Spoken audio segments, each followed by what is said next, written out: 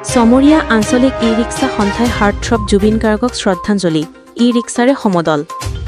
কামৰূপ জিলাৰ সমৰীয়াত আজি সমৰীয়া আঞ্চলিক ই-ৰিক্সা সন্থাই আয়োজন কৰে শ্ৰদ্ধাঞ্জলি অনুষ্ঠানৰ। সমৰীয়া আঞ্চলিক ই-ৰিক্সা সন্থাৰ সভাপতি বিপিন দাসে সন্ধিয়া জুবিন গাৰ্গৰ প্ৰতিচ্ছবিৰ সন্মুখত বন্তি প্ৰজ্বলন কৰে।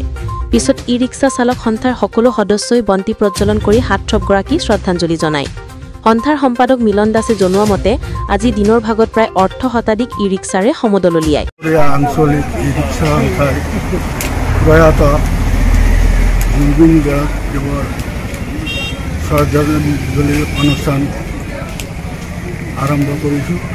আমাৰ দুখৰ বিষয়, আজি এই ইমান কম সময়ৰ ভিতৰতে তেওঁক আমি হেৰুৱাম বুলি ভবা নাছিলোঁ।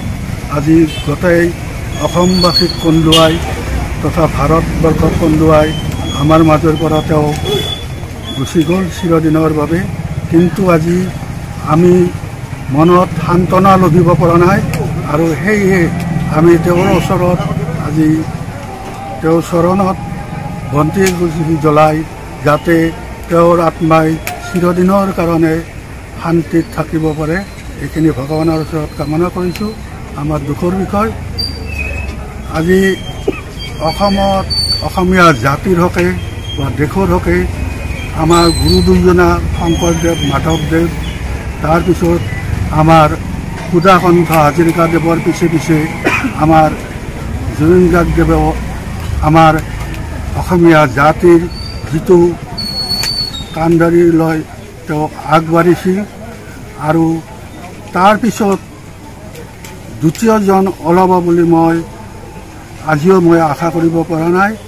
গতিকে আমি আজি মনত বহুত বেদনা দুখেৰে আজি ক'ব লগা হৈছে তেওঁ আজি আমাৰ মাজত নাই।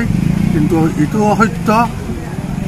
সত্য কথা, এদিন জন্ম এদিন মৃত্যু হয়। গতিকে মই বিশেষ নকওঁ, তেওঁৰ আত্মাৰ সদ্গতিৰ অৰ্থে ভগৱানৰ ওচৰত প্ৰাৰ্থনা কৰোঁ।